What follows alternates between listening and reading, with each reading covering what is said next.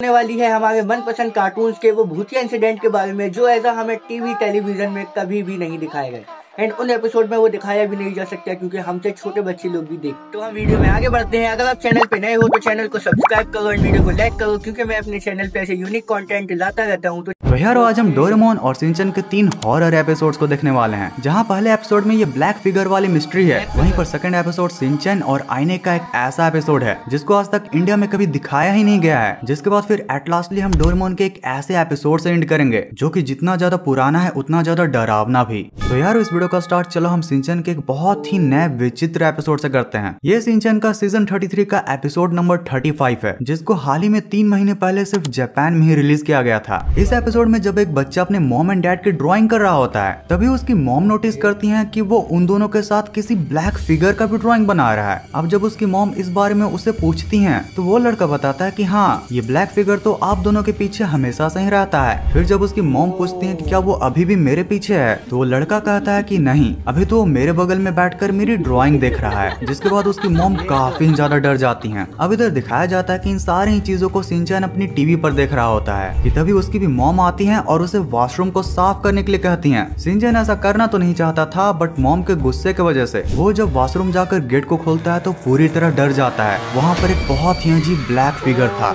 Shinchan जल्दीबाजी में बाहर से गेट बंद करता है और उसे कहता है कि तुम आराम से अपना समय ले सकते हो। लेकिन जब वो मॉम की डांट खाकर फिर से वापस वॉशरूम में आता है तो वो देखता है कि इस बार वो ब्लैक फिगर वो वॉशरूम की सफाई कर रहा है। 1 मिनट, काफी ज्यादा अच्छा है ये ब्लैक फिगर मुझे भी चाहिए। और शिनचैन ने उसको टाइम दिया किस लिए? वॉशरूम में। अच्छा ठीक है। शिनचैन जब उससे बात करता है तो उसे महसूस होता है कि इस मास्क के पीछे कोई लड़की है। बात करते करते जब वहाँ पर शिनचैन की मॉम आती हैं तो पहले तो वो उस ब्लैक फिगर को देखकर डर जाती हैं, पर फिर जब वो ब्लैक फिगर अपने हाथों से कुछ डार्क मैजिक करता है तो शिनचैन की मॉम उसे अचानक से अपना फैमिली मेंबर बताने लगती हैं। अब शिनचैन ये सब देखकर बहुत ही ज्यादा डर जाता है। मॉम के जाने के बाद जब वो ब्लैक फिगर शिनचैन से पूछता है कि शिनचैन मैं तुम्हारी फैमिली मेंबर हूँ ना, तो शिनचैन जब उस बात को इग्नोर करके वहाँ से जाने लगता है तभी हमें बैकग्राउंड में एक बहुत अजीब डरावना बच्चा दिखाई देता है। अब इन सब चीजों को देखकर शिनचैन काफी ज्यादा नर्वस होता है। अब इधर हमें दिखाया जाता है कि वो ब्लैक फिगर अपने डार्क मैजिक से हिमावारी और साथ में हैरी को भी अपने वश में कर लेता है। शिनचैन के पूछने पर हैरी उसे डांटते हुए कहते हैं कि ये हमारे परिवार का ही सदस्य है। यार वो ब्लैक फिगर अब पूरी तरीके से शिनचैन के घर पर छा गया था। शिनचैन को छोड़कर उसे सभी अपना फैमिली मेंबर मान रहे थे। इसलिए जब शिनचैन के सारे फैमिली मेंबर एक साथ डिनर कर रहे होते हैं तो शिनचैन से रहा नहीं जाता और वो सबको कहता है कि मैं इस पर्सन से हेट तो नहीं करता हूँ लेकिन अचानक से कोई भी आकर हमारा फैमिली मेंबर कैसे बन सकता है। अब इन बातों को सुनकर जब वो फैमिली मेंबर वहाँ से चला जाता है तो अचानक से शिनचैन के मॉम एंड डैड शिनचैन पर बहुत ही ज्यादा गुस्सा करने लगते हैं। उसे कहते हैं कि तुम्हारी हिम्मत कैसे हुई हमारे फैमिली मेंबर से ऐसे बात करने की। भाई कितनी खतरनाक आवाज है।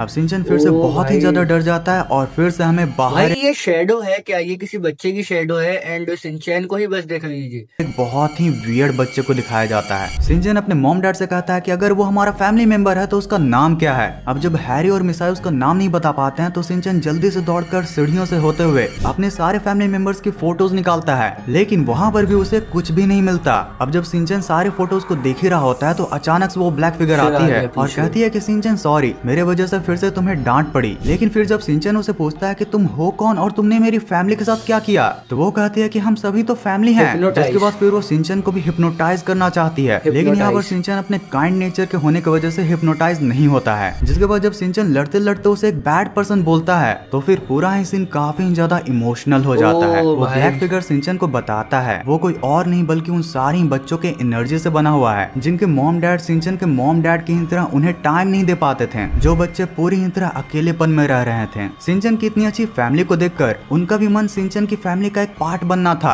अब शिनचैन ये सब सुनकर कहता है कि ठीक है, अगर यही सब बात है तो तुम मेरे फैमिली मेंबर बन सकते हो। लेकिन फिर वो ब्लैक फिगर बोलती है कि शायद अब मैं ऐसा नहीं कर पाऊंगी क्योंकि जिसके बाद यार ये एपिसोड थोड़ा पॉजिटिव वाइब के साथ एंड हो जाता है। अब अगर शिनचैन के क्रिएटर इस क्योंकि का जवाब दे पाते हैं तो बहुत ही अच्छा रहता, लेकिन लगता है कि अब शिनको की स्टोरी की तरह वो इसे कुछ और एपिसोड में खींचना चाहते हैं। वैसे यार इस ब्लैक फिगर की जो शेडो एक बच्चे की मिलती है, आई थिंक वो शिनको ही है। अगर तुम इस ब्लैक फिगर के बॉडी टाइप को देखो तो तुम्हें सिंचन के एक और एपिसोड के बारे में याद आएगा। याद है वो हॉरर वाला डीवीडी का एपिसोड? उसमें भी सिंचन के मॉम एंड डैड लगभग ऐसे ही ब्लैक फिगर में बदल रहे होते हैं। वैसे यार उस एपिसोड को तो तुमने कहीं ना कहीं से देख ही लिया होगा, लेकिन चलो तुम्हें सिंचन का एक और ऐसा फ्रेश एपिसोड बताता हूँ जो कि लिटरली आपके मिरर को देखने का नजरिया ही बदल देगा। तो एपिसोड का स्टार्ट में सिंचन एक आईने के सामने बैठकर अपनी मॉम की लिपस्टिक से प्रैंक कर रहा होता है, जिसे देखकर उसकी मॉम उस पर काफी ज्यादा गुस्सा करती हैं और कहती हैं कि अगर तुम रोज इतनी ही ज्यादा बदमाशियां करोगे तो एक दिन इस आईने का सिंचन बाहर आकर इस दुनिया में तुम्हारी जगह ले लेगा। जाओ और जाकर चुपचाप बाहर की घास साफ करो। अब स्टार्टिंग में तो सिंचन को ये मजाक लग रहा होता है, लेकिन फिर हम ऑडियंस को दिखाया जाता है कि मिसाई की बात सुनकर जैसे ही सिंचन बाहर की ओर भागता है, अचानक से सिंचन का वो आईना चमकता है। अब सिंचन का पीछा करते करते मिसाई को लगता है कि सिंचन खेलने चला गया, लेकिन जब वो अपने बैकयार्ड में आती है तो देखती है कि वहाँ पर सिंचन तो घास को साफ कर रहा है। पर हम ऑडियंस को दिखाया जाता है कि सिंचन का एक्सप्रेशन कुछ ज्यादा ही अजीब था। कैमरा शिफ्ट होता है और हमें पता चलता है कि सिंचन अपने दोस्तों के साथ खेल रहा है। फिर जब वो घर के लिए वापस आ रहा होता है तो काफी डर रहा होता है कि अब उसकी मॉम तो उसे बहुत ही ज्यादा डांटेंगी, लेकिन फिर जब वो डरते डरते घर पहुंचता है तो सरप्राइजिंगली मिसाई उसे देखकर काफी खुश होती है। वो कहती है कि सिंचन तुमने घास की सफाई करके बहुत ही अच्छा काम किया, जरा मुझे बताओ कि वो पुडिंग खाने के बाद तुम्हें कैसे लगी। अब सिंचन पुडिंग की बात सुनकर कहता है कि मॉम पुडिंग वो आपने किसको दिया, जिसके जवाब में वो बोलते हैं तुम्हें, क्योंकि तुमने गार्डन की सफाई की थी।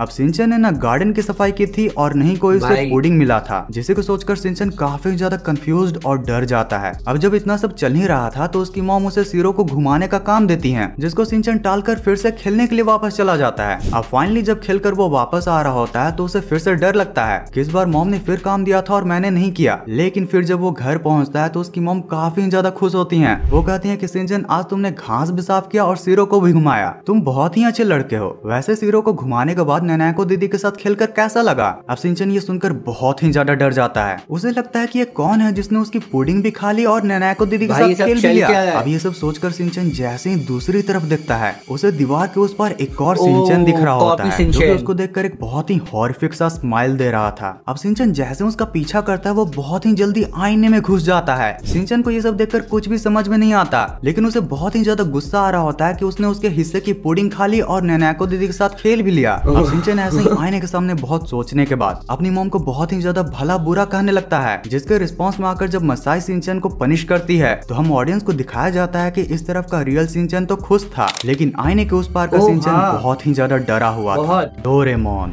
Okay okay okay okay okay, Shinchan का एपिसोड अब खत्म हुआ है तो अब आ गया है डोरेमोन।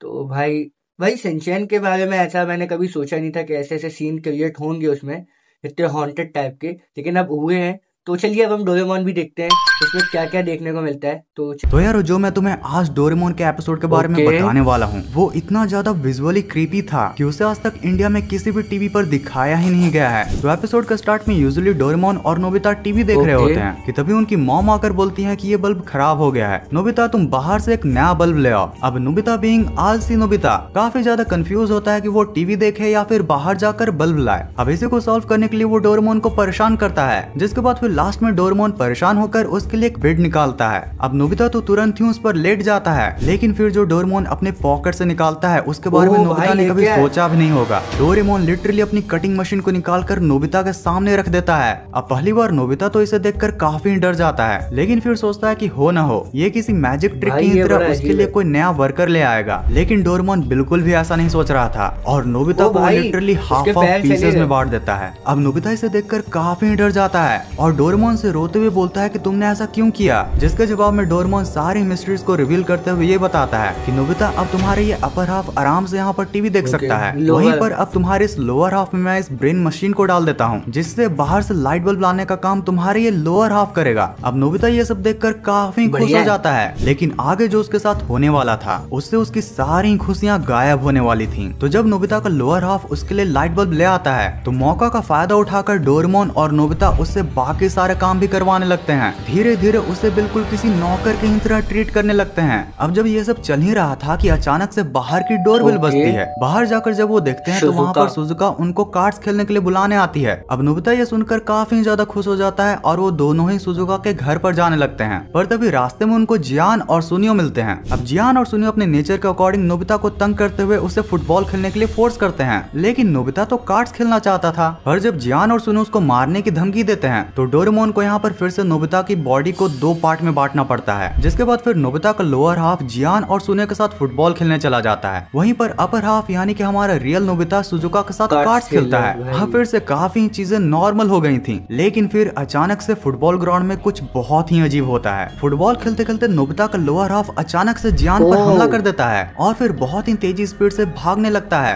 अब जब उसका ऊपर का पूरा हिस्सा गायब होता है तो वो बहुत ही तेज दौड़ पाता है, जिसके बाद फिर वो सुजुका के घर जाकर नोबिता से अलग होने की बात कहता है और ये कहकर चला जाता है कि तुमने आज तक मुझे बस नौकर की ही तरह ट्रीट किया है, अब मैं तुमसे कभी भी नहीं मिलूंगा। जिसके बाद फिर जियान और सुनियो भी आकर वहाँ पर नोबिता को खूब ही पीटते हैं और पैर न होने की वजह से नोबिता उनसे बच भी नहीं पाता है। जिसके बाद फिर वो डोरेमोन के सामने काफी रोता है। अब नोबिता की ये दयनीय हालत देखकर डोरेमोन को बहुत ही बुरा लगता है। जिसके बाद फिर बहुत सोचने के बाद वो नोबिता को ये रिकमेंड करता है कि तुम खूब सारा पानी पियो। 1 मिनट, मुझे समझ में आया कि पानी क्यों पियो। जब नोबिता खूब ज्यादा पानी पिएगा तो फिर उसे आएगी टॉयलेट, एंड टॉयलेट आने के बाद जो लोअर हाफ का हिस्सा है उसे टॉयलेट करने के लिए अपर हाफ की जरूरत पड़ेगी क्योंकि उसके पास हाथ है। अब नोबिता बिना कुछ पूछे ऐसा ही करता है। जिसके बाद फिर हम ऑडियंस को दिखाया जाता है कि वो लोअर हाफ खुद ही दौड़ते दौड़ते नोबिता के पास आ जाता है और उसे रिक्वेस्ट करता है कि उसकी पैंट की जिप खोल दे, उसको बहुत कस के आई हुई है। जिसके बाद फिर अल्टीमेटली नोबिता को अपनी पूरी बॉडी मिलती है। अब यार राइटर्स ने तो इसे काफी फनी वे में एंड कर दिया, बट अब जरा तुम ही सोचो कि किसी बच्चे की बॉडी को 2 पार्ट्स में बांट देना, एक किड शो में ऐसे शार्प मशीन्स को दिखाना कितना ही ज्यादा वियर्ड है। और जस्ट तुम ही इमेजिन करो कि अगर उसका जिप कोई और व्यक्ति खोल देता तो फिर नोबिता तो सो गाइस, ये वीडियो तो काफी ज्यादा अच्छी थी एंड मुझे तो काफी ज्यादा अच्छी लगी। आप अपना ओपिनियन कमेंट बॉक्स में बताएं एंड हाँ, चैनल को सब्सक्राइब कर लो भाई, ऐसे यूनिक कंटेंट मैं आपके साथ मिलाता रहूंगा। तो हम मिलते हैं अगली वीडियो में, तो तब तक के लिए बाय।